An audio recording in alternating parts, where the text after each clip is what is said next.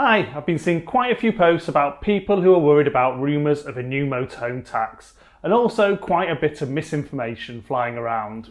So, in this video, I'm going to do a bit of myth busting to hopefully clear things up a bit. So, let's get on with it. Don't miss any of our regular videos by hitting that subscribe button now. You can also check out our website at explorevan.uk for more details on our vans, trips and all the products we talk about.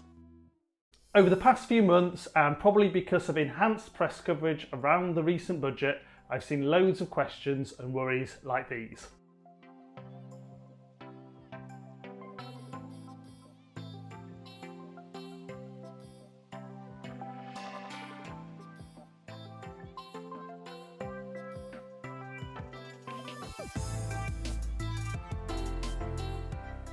As always, this video is my opinion based on my research, so let's try and bust some myths. From September 2019, motorhomes were put into the same league as cars and therefore had their tax calculated on list price value and emissions. However, this was reversed in the budget, returning them to be charged the same way as the vehicle they were based on. So usually a private light goods vehicle at around £270 a year. So no one at this stage has anything to worry about. So you could stop watching now. But it is possible it may get reintroduced next year or in future years. So if you still want to understand more and see some myth busted on what was planned, keep watching.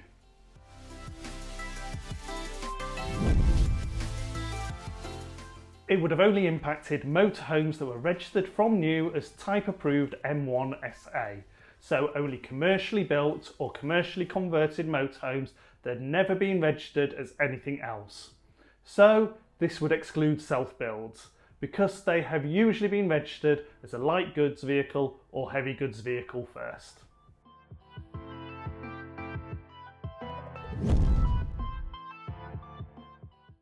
All brand new motorhomes first registered as a type approved M1 SA would have been charged based on their emissions.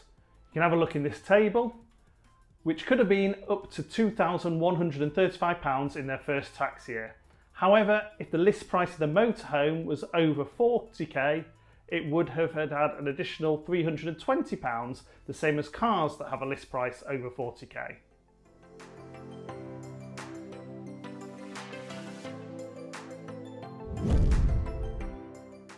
The first year's tax charge would have included for the emissions, so up to £2,135, and then the future years for a diesel would have been £145 a year, but if the list price was over 40k, you'd also pay an extra £320 for 5 years, making a total for a diesel £465 a year until it reduces.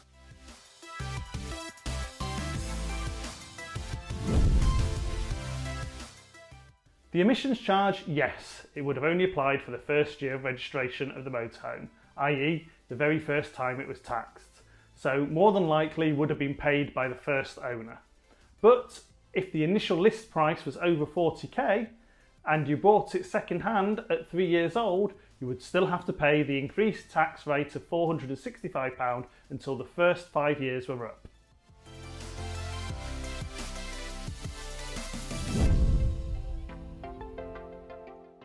Body type, for example motor caravan, which you change when you register your self-build, does not impact the tax class.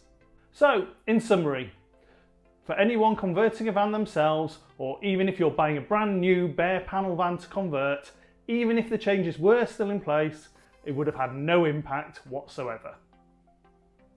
The only people that were impacted are those who bought a brand new commercially built motorhome while the new rules were in force. If you are planning to buy a brand new motorhome, it might be worth considering doing it this tax year, just in case the proposal is reintroduced next year.